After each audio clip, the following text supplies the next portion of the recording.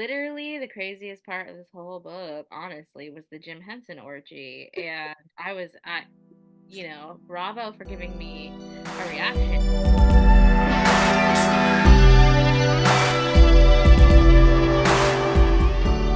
The day has come. We are done with this fucking book. Yay! Hooray! Seriously, I thought it was never gonna be over. I thought it was never gonna end. And I was gonna be in hell forever. Yeah. So I'm gonna open this a little bit on a tangent because I've gotten addicted to book talk drama YouTubers and like people who are covering like the reading and review community drama. Oh, And I heard some things about Anne Rice that um and it's not just that she's trying to squash fanfic people, which I think that's ridiculous, but that's yeah, that's what bad enough. she was doing. But apparently she was like part of a website that was like trying to stop bullying of authors by their books being reviewed. I'm sorry to like say this, to drop this on anyone, especially like a fucking millionaire like Anne Rice, but people, when you make art, people are allowed to talk about it. And if you don't like what they have to say, like get the fuck out of the review space, because that's not how that works. But also, if you write such controversial shit Yeah. like this, Hmm. why do you think that no one's gonna say anything about it? I was You like, don't the audacity of assuming somebody was gonna be like, you have like toxic behaviors around children in the way you write children. Like, because it's just a fact. It's a fact. It's not an opinion. It's a fact.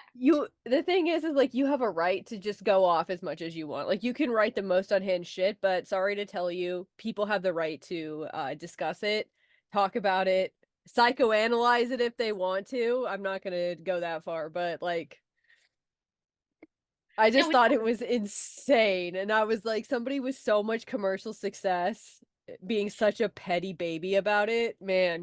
do you I'm have glad like we're rethinking our fandom. yeah, I'm gonna need links because I need to see slash hear some of this because I don't go looking. My cup is doing the most, so let's just bring it down here.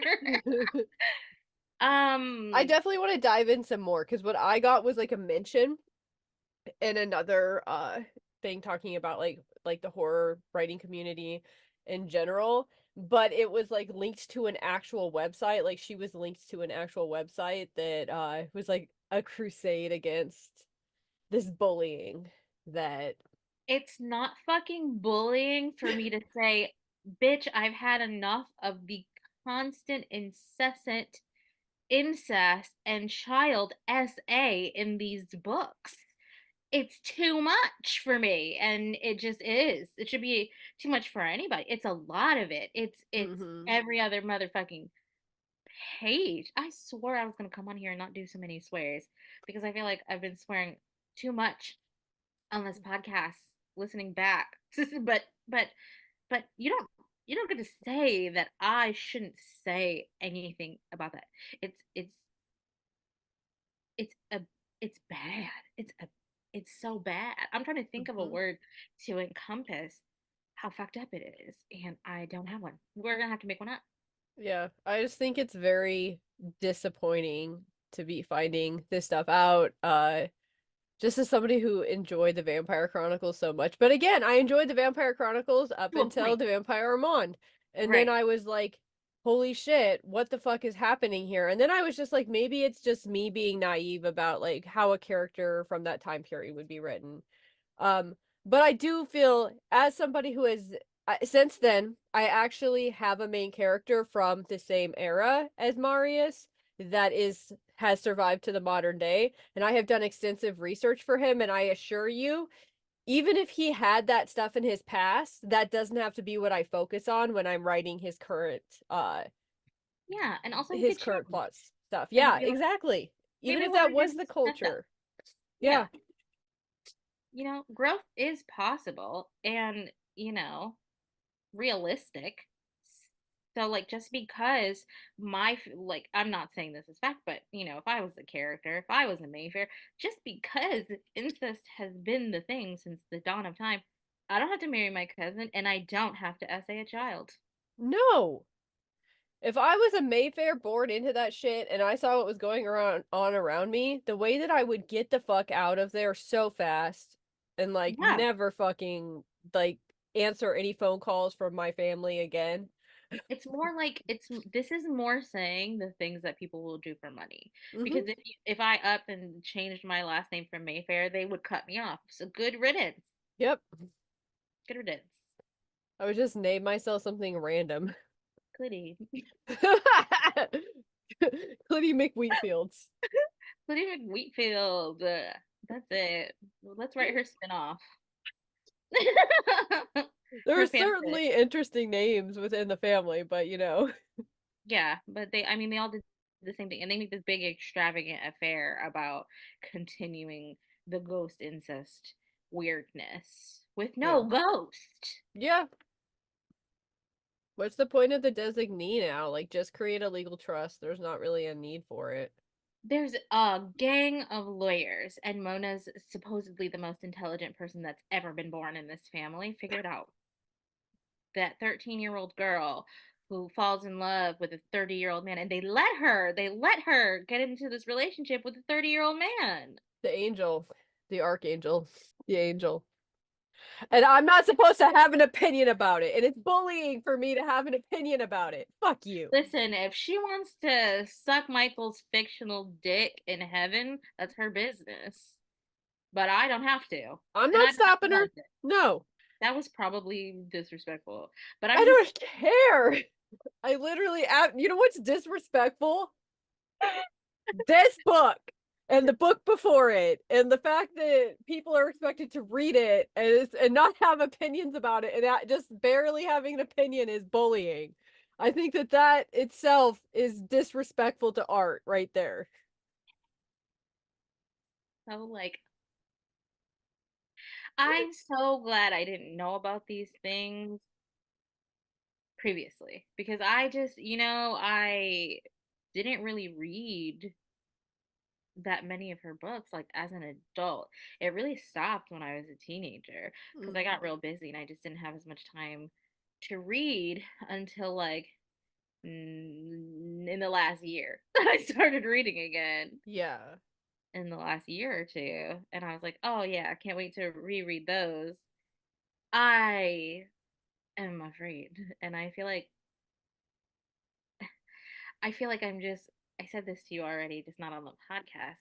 I genuinely feel like I'm gonna end up hating the entirety of the Vampire Chronicles, like as a whole. Like, I don't know about that. I think the thing about Lestat as the main character there is like all of his little like all the ways that he is an amoral person are really laid out, and the consequences of those things are explored very thoroughly.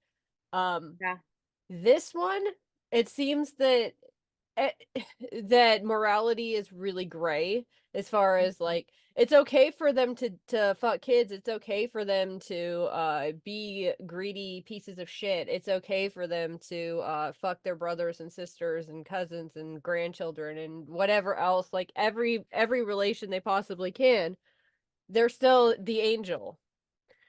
Like I don't I know. don't know, dude. I don't And know. it's not like there's a redemption arc. It's not like he even feels bad about doing it. There's just justification in every viewpoint. That's all it is. That's not growing as a character from like trauma or anything like that. Or Well, it like also mostly ends here because I don't know about the rest of it, but in Blackwood Farm, I'm pretty sure it was just Mona. I don't think that there was no, much of Rowan's there anything else. too. I don't think so. But I can't remember because I wasn't familiar with Mayfair at all. I was just like, stop touching my fictional boyfriend. And but I was also 14. So I this is just the way that I feel.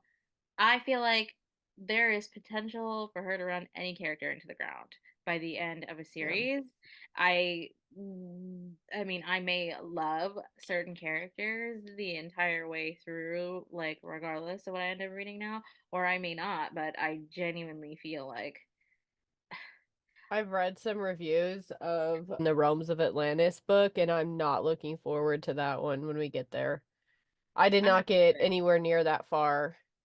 Like I said, I I stopped at the didn't read it. Vampire Armand because I rage quit the Vampire Armand because she built Marius up mentally for me.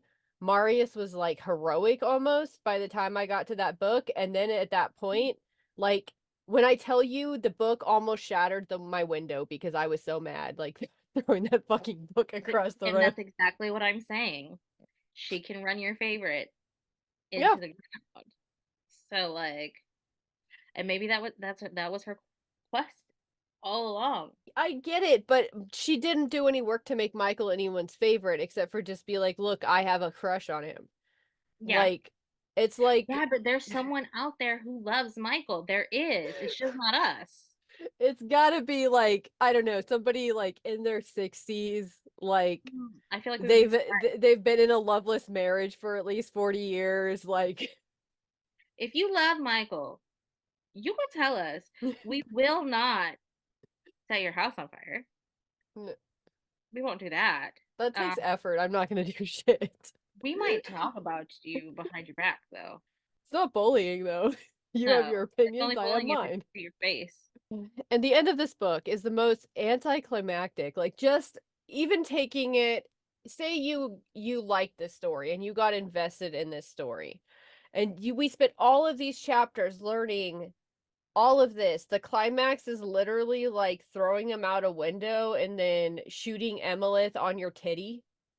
Like Please, it was like as soon as I closed this book, it erased from my memory. And now talking about it again, I'm like reliving the trauma he did of, hit him in the soft spot though. yeah, fucking finally. If they would have listened to me in the first place, it wouldn't have been this long. Well, and Okay. it wouldn't have felt so bad either if they would have done it before, but at that point, it's like, why didn't he get a helmet or something that far into the book? We left off the last episode. I was annoyed because of this long history of Lasher. And why are we listening to him? Why are we giving him a soapbox to stand on? Why do we care? And But then, we did it. We kept doing it, and then he just dies in the most anticlimactic way. but he just had to tell his story. He just had to. Oh, I have a question.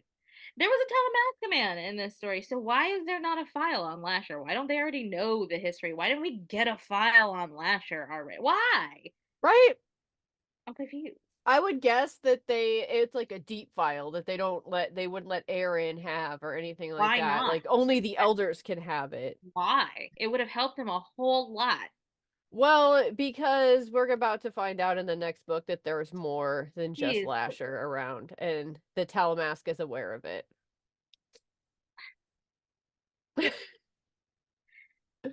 And that one I started, got halfway through, and rage quit this summer. So, and I rage quit because it was boring too. It was literally like, this is so boring. Why are you wasting my time with this shit? I keep wanting to get it and then just get it over with, but I can't do that to myself. I need to read another book in between. I need to finish Legion first before I even think about subjecting myself to this shit. Okay. Yeah, After I'm the reading. length of his history, I'm so afraid of this third book. I'm reading the lead poison ramblings of old men right now to cleanse my palate. That sounds glorious. That sounds just amazing. Where I closed my book, a Catholic priest had just gotten decapitated and they were at the crime scene. So anything is better. Than this. Anything. I guess we could talk about the weird orgy in the Okay, last so of Lasher's it thing. scared me but it was like kind of like terrifyingly hilarious, but also Yes. like terrifying because my imagination is a terrifying place. So the way I'm envisioning this was literally if the labyrinth was an orgy. Yep. Yep. presented to you by Jim Henson, because just the way that they describe the little people, I just see it as those puppet goblins from Labyrinth.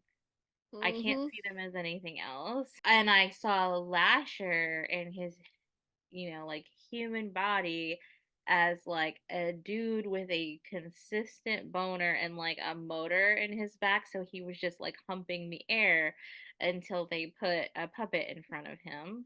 And his brain saw it as a beautiful lady, and he just couldn't. It's a horrifying scene. It's Yeah. a horrifying scene because he keeps humping and impregnating them instantly, and then they're instantly giving birth, and then they're instantly adults, and there instantly is more boning and pregnancy and birth, and there's probably breastfeeding, and they're ugly. Yep. I wanna read a little bit from and there beneath me, in the golden hair beneath between her legs, it was the mouth smiling at me, smiling as though it could speak. It was moist and tender and glowing with the fluid of a woman, and I wanted it. I could Yeah, smell and I it. was like, ew, bro. Good Like, and when they say on morning. TikTok that men would fuck a tree, this is what they're talking about. And this He is was how he describes fucking the tree. I drew out my organ and drove it into the nether crack and thrust it again and again. The I almost nether lost my crack. shit at the nether crack. Now what? She needs that book.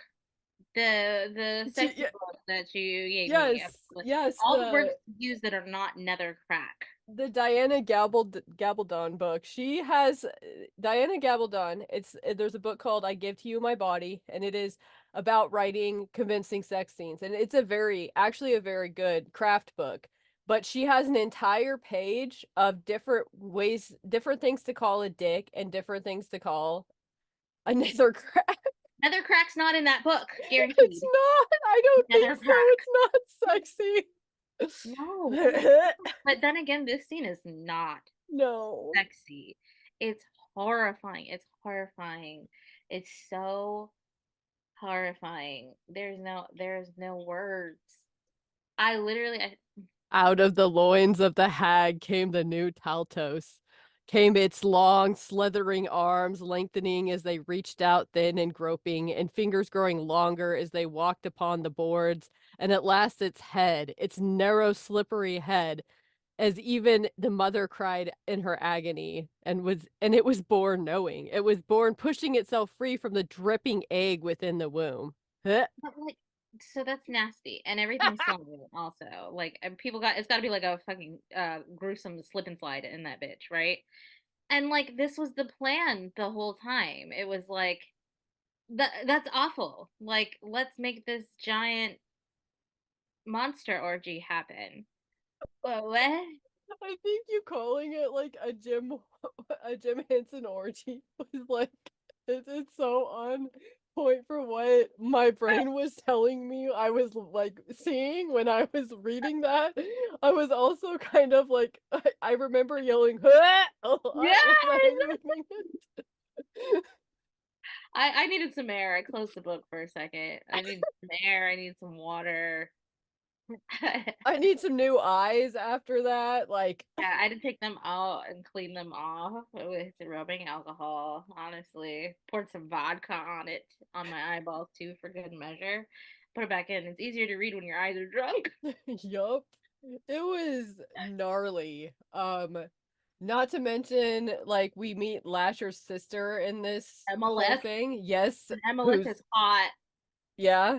And he talks about like again, it just like every Mayfair, we have this internal talk in his head of like how he wants to bang everyone, especially those people related to him. Of course, because why wouldn't you want to bang your sister? I mean, like, excuse me, I'm getting indigestion.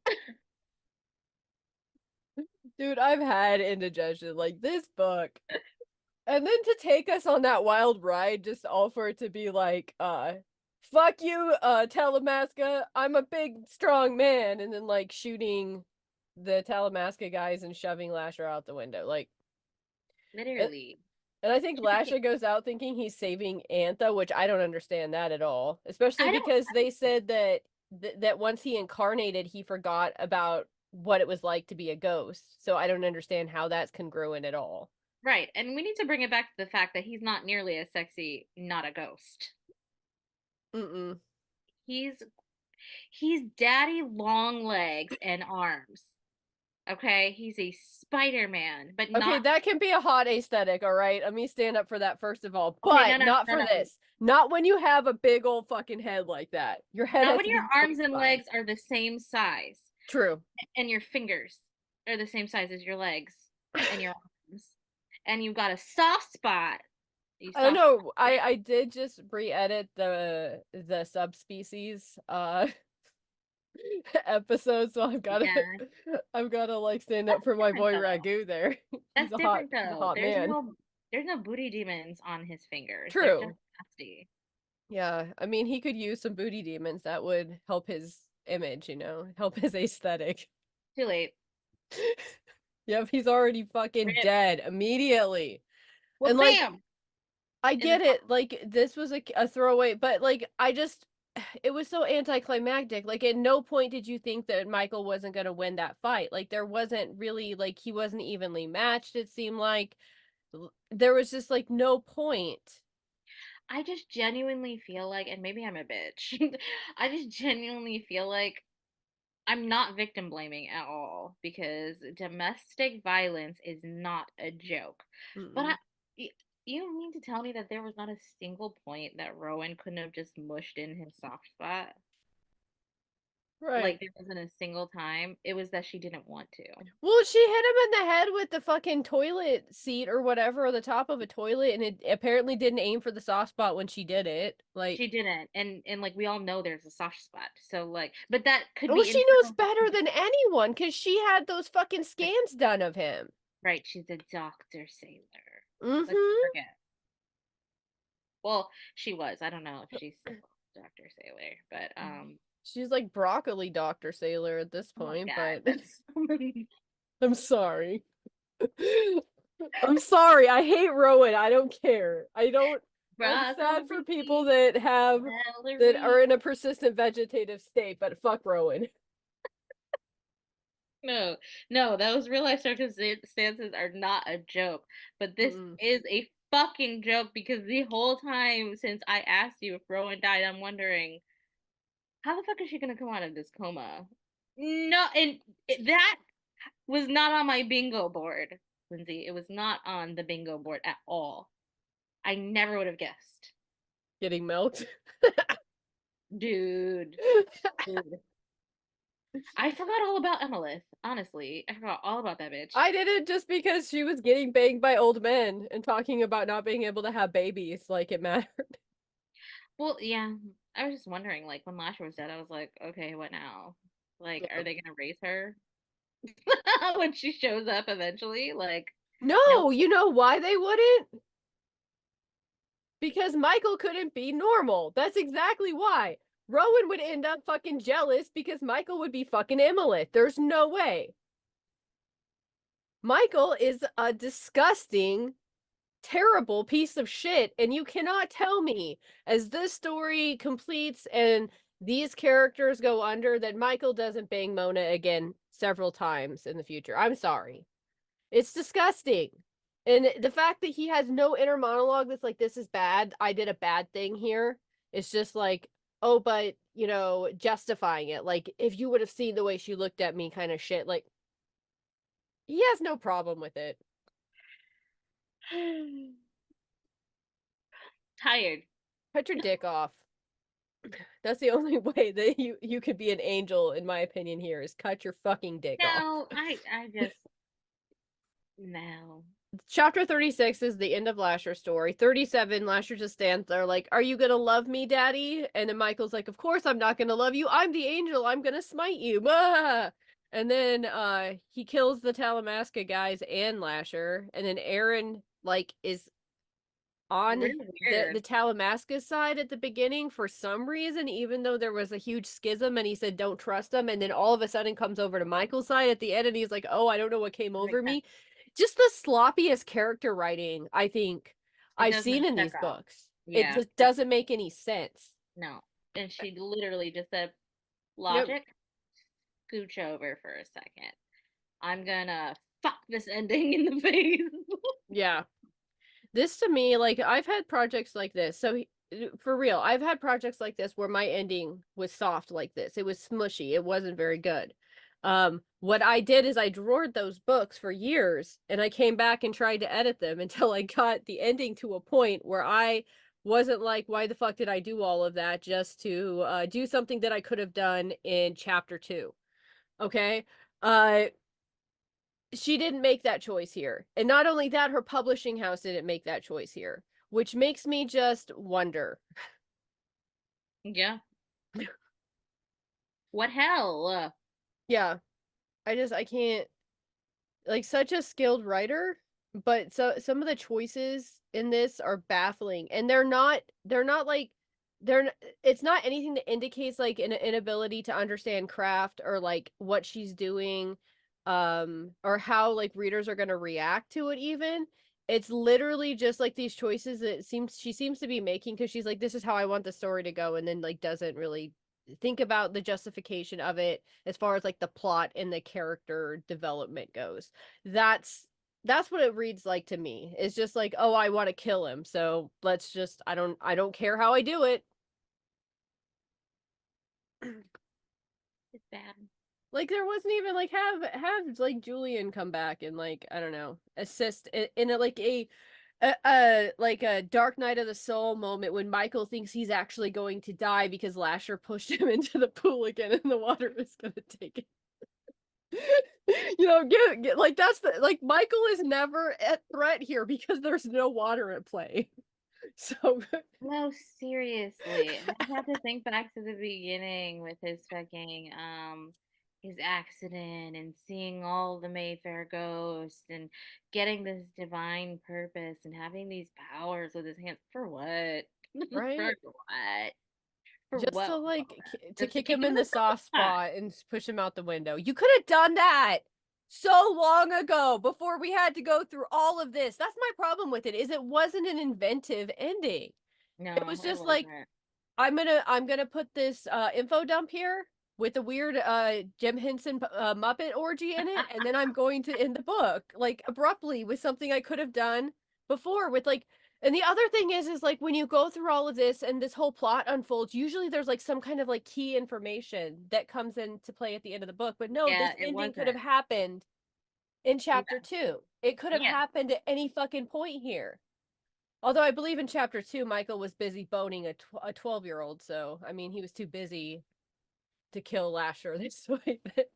It could have happened at any time, dude. It could have happened at any time. It like Yeah. literally it We were didn't matter. yelling this the whole fucking time because I've edited these episodes and there's at least a clip from every episode where one or both of us are yelling, kick him in the soft spot.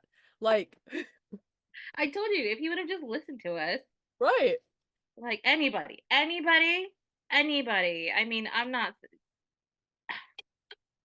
oh my girl stuff. right. Clitty could have done it, you know? Could have been Liddy, kick him in the soft spot. Wheaties come back from the dead as a ghost and kick him in the soft spot. What about Mandrake? He could have done it. Oh my god. I'm just I'm just over. I'm really glad that it's over. I Yeah. cannot recommend. I gave this book 1 star on Goodreads because it was a bunch of trauma in a book just to have it not end great. Yeah. Okay, if you're, I thought literally the craziest part of this whole book, honestly, was the Jim Henson orgy, and bravo for giving me a reaction. It didn't involve children. Yeah. It wasn't actually with his sister, so like no incest. Like that was a great like scene. Like Yeah. scared me, and that scared me. And there are in this series like some moments that really like put a little fear in me, like possessing that old man at the table and things like that, like where there were real like ghostly and like borderline demonic situations as Mhm. there I mean, kind of, I feel like there should be. If you're gonna have so many stories about witches, put a little scary shit in there, Yeah. you know? But instead, these witches were literally mostly using their power to have sex with their relatives. Yeah. The odd stuff doesn't bother me. The Muppet fucking doesn't bother me. That's funny. I was Yeah, laughing. the I was, babies in the but jar, those were scary. The heads in the jars, yeah. that scene, awful, horrifying. But like, yeah, give Well, me more like of even that. Michael, like that ridiculous scene where he's like walking around blind touching things and like having, you know, this serious quandary in his head and like his brain's coming apart and roasting because of it. Like even Yeah, that, I'll take that. By the time you get through this, it's just put me in the ground. I don't That was literally. actually the end of my review of this on Storygraph. Put me in the ground. I'm tired. After talking about it to death, I don't have anything to write about it. I put it because I started a book journal, and this is the first book that I finished in 2024. So I printed out a little picture of the cover, and literally all it says is "Bitch, don't even get me fucking started," and I haven't come back to it. Oh my gosh, yeah. It's this I think it's kind to call it a clusterfuck. I think that downplays it, but I Yeah. think that it is a cluster. Yes. I gave it 1 star as well. I gave The Witching Hour 2 stars just for charity because like it's better than this one in ways. I do appreciate the brevity comparatively, but that's it. And I'm it's done. not even that brief. No, I'm so done. Well, we'll be back with Taltos, and then we're going to move on to the Yay! Vampire Chronicle. Thank you for listening to the Annegirls Podcast. You can find us on the internet at annegirls.ghostinthemagazine.site.